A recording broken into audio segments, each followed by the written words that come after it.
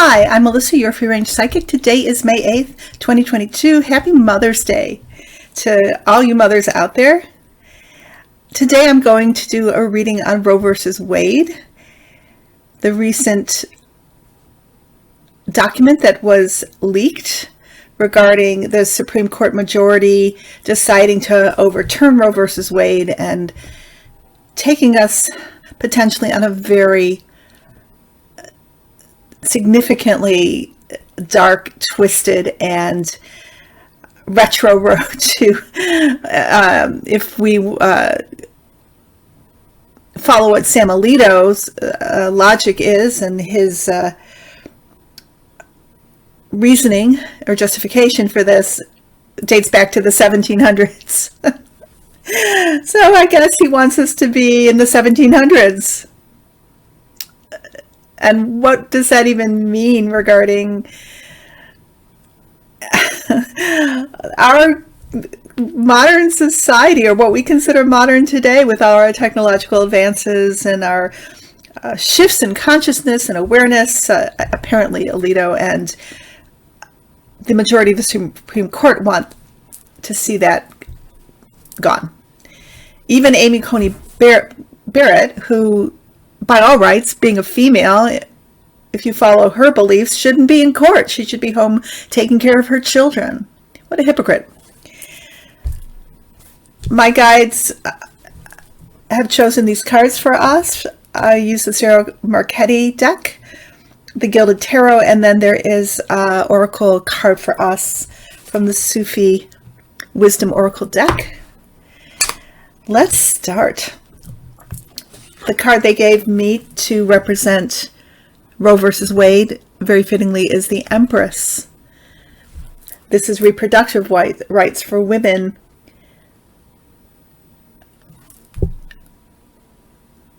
This is the target of the overturning of Roe versus Wade to ban abortion and deny women choice, even in matters of rape and incest, or death to the mother. Above, Nine of Cups reversed. This is the Supreme Court, and this is the Supreme Court weaponizing their position. I believe, I'm not sure about I think Sam Alito too. I think all of the Republican or conservative judges here have lied during their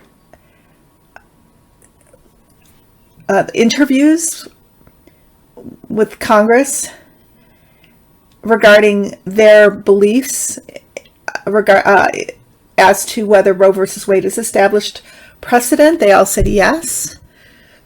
It wasn't on them to overturn 50 years of precedent, a law that has been established for that long, yet they all lied, according to this document, which they have, or at least Chief Roberts has verified as being authentic. The misuse of this esteemed and extremely important part of our executive branch, here it is, it's corrupted. And it's being used in the worst possible way. And of course, the history of how these judges got there. Barrett being forced in by Mitch McConnell, who was just so happy. This is what he wants for us. Kavanaugh, laughable, so unfit for his position. Clarence Thomas, married to Ginny Thomas, who helped participate, according to texts, etc., in the attempted coup on the 6th of January, being a big supporter. And you can't help think, I mean, just logically, in my mind, that Clarence Thomas, how could he not have been like-minded with her in this? That he also wanted to, just logically, if you think it through, overturn our democracy. Here he is sitting on the Supreme Court.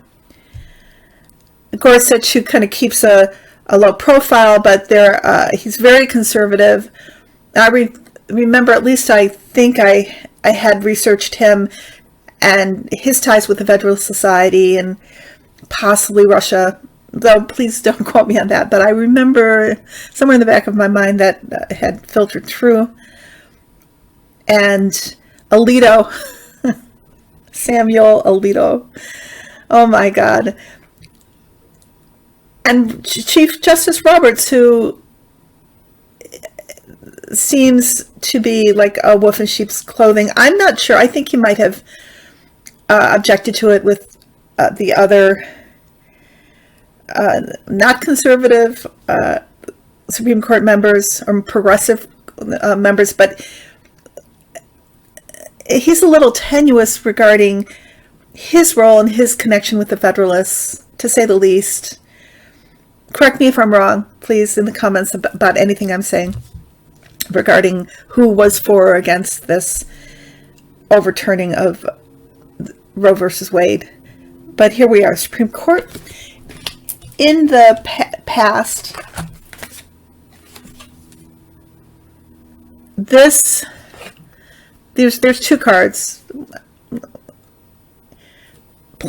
This planning having gone on for a long time to imprison women, to take away their rights. I wouldn't be surprised if, according to Alito's reasoning, they'd want to take away or move to take away women's voting rights. This is also connected to privacy rights, and so interracial marriage, gay marriage, even contraception.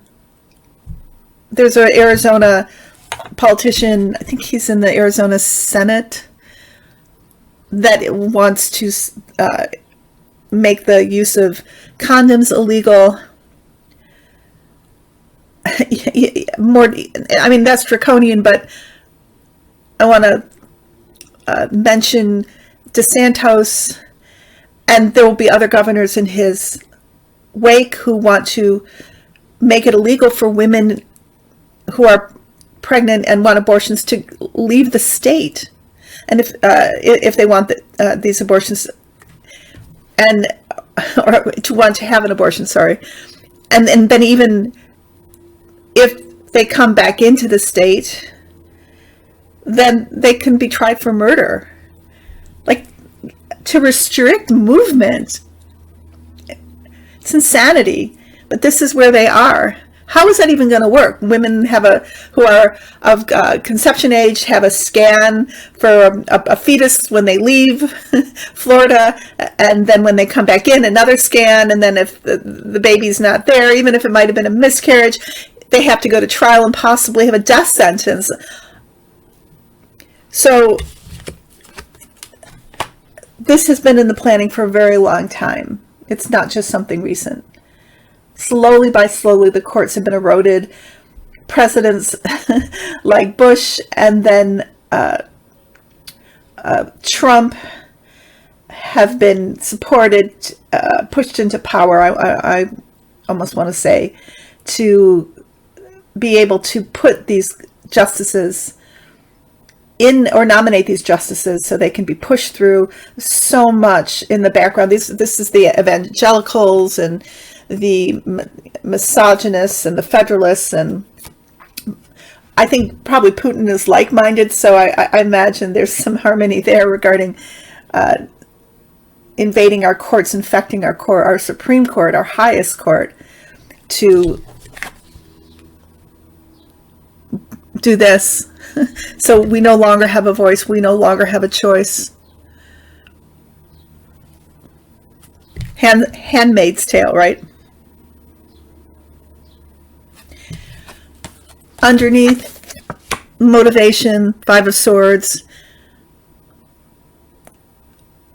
This is hatred of the feminine, a desire to insert patriarchy as the highest ethos, and it's predicated on the suffering of others. I would say here, yes, not just the suffering of women, but anybody who falls under their belief or their desire to have a system where white men rule. Are they going to bring back slavery? Slavery was around in the late 1700s. That's the I think time period he quotes, of course, because 1776, the whatever went into bringing our Constitution into manifestation during that the late 1700s. Where's it going to stop? So you can see this so clearly in the insurrection, where the Confederacy was the dominant sway or lean of the insurrectionists, and Nazism, the Oath Keepers, the Proud Boys.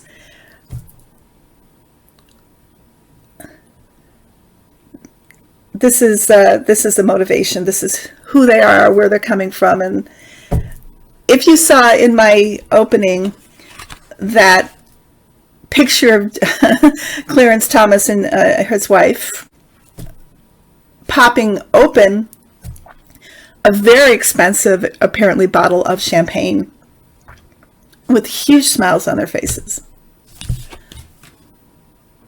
exulting in a win or a victory that is going to cause untold harm and death and suffering.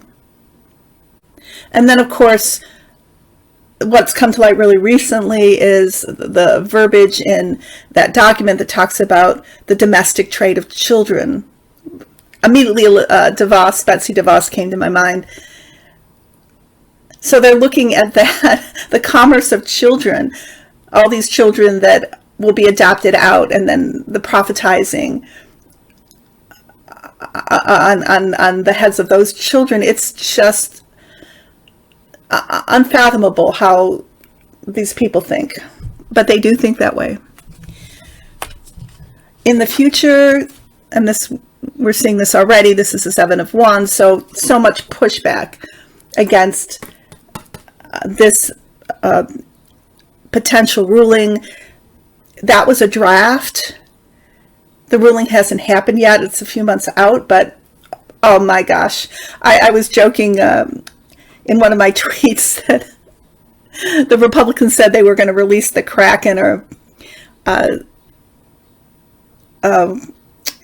what's her name now? Sidney Powell. Sorry.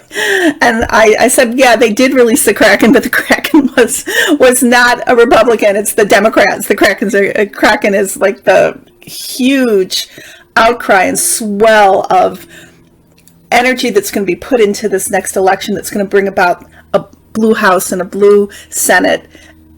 And if anything could have lit the fire, what they did lit the fire. So they're regretting it. So who leaked the document? I have my suspicions. I asked my guides and they kind of showed me, but I don't think I'm going to bring that up right now, because I'll save that for another time. Yeah. But somebody did. And whatever the reason was, some people say it was to lock in the Supreme Court because maybe some were wavering. I think the Republicans are really regretting this. I mean, this is the worst thing that could happen for them right now. Think of all the time we have now to organize and get the vote out there and get funds raised, money raised, donations for these for any Democrat politician. It's what woken us up. We were a little lulled into some sleep or sleepwalking here politically, but now, boom, we're out the gate and we are going to crush them. That's the feeling of it right now. Like, the clarifying card here is the Ace of Pentacles, and that really just is saying this is about an established precedent, Roe versus Wade, that has been on books for 50 years. The overturning of legislation at stake, this card. And then the outcome card, my guides showed me two cards. One is the Queen of Pentacles, and the other is the Justice card. And so what they're saying is, this is Roe versus Wade, and this is Roe versus Wade being codified into law. So the end result of this mind-blowing and egregious decision that has been leaked is going to result in Roe versus Wade actually becoming law and privacy rights becoming law. For 50 years, we always held our breath, I guess, regarding, or American society held its breath whilst this was being challenged, and it stood. But really, it needs to be more than precedent. It needs to be more than just a court ruling that people defer to that can or cannot be overruled. It needs to be law, and it will be. That's what the guides say. So that is my reading on Roe versus Wade. Whoa, that was so crazy when that first, when my attention was drawn to it, to that leak, and it still sets my mind reeling. Like, where does this guy want to take us, or where does Alito want to take us, and where do these other Supreme Court justices really want to take us? Yeah, back to 1700s. Like, what does that even mean? It makes no sense. And it's this they're representing like an 8% of the public, maybe something between 8 to 10 or 8 to 15, maybe at the most. I don't think even 20% of people who are evangelical and are committed to this handmaid's version of their patriarchal view. That's such a small amount. So the majority of us are like, what? This makes no sense. And you can't rule like that. It won't stand. You can't have such a small minority ruling the majority like that. And they're going to find out. Okay. My guides chose this card for us from the Sufi Wisdom Oracle deck. It's called Heart of the Matter. So let me read. In Sufi wisdom, the human heart is a palace of divine grace and the sanctuary of God's love. It is the source and center for every image, yet it takes no form of its own.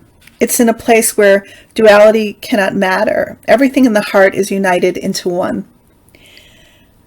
The true value is only recognized by love. There is energy in the air like a fragrance that surrounds and shelters your heart with a pure love like you have never known before. If you feel unsatisfied with your life, search within yourself and find out if your spirit and ego are in harmony with one another. Frustration and loneliness are often caused by a war going on inside you, between your heart and your ego. The spirit is interested in taking the ego into its own realm, while your ego wants to do the reverse and break away from your spirit. Dear one, you are embraced by open, nurturing hearts and loving souls, a garden of beauty where you can renew yourself. Pure happiness comes in those whose hearts are, or comes to those whose hearts are polished like a mirror to reflect their excitement and desire to expand. Life is a process of constant creation. Use your heart as a guide in all non-physical choices, good or bad, conscious or unconscious, in pain or in ecstasy. Know that your heart can bring all opposites into union through love. The mantra, I am recalibrating my frequencies to resolve the battle between my rational mind and my heart by letting my mind take care of physical matters and letting my heart bring me into alignment with the true pathway of my life.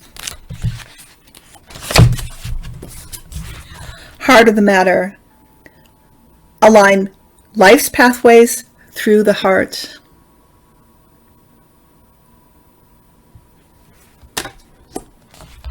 I want to wish everybody, again, who's celebrating Mother's Day, happy Mother's Day. And I am available for personal readings, anything in this life, past or present or future, past lives, I love to introduce you to your guardian angels, and I am a medium.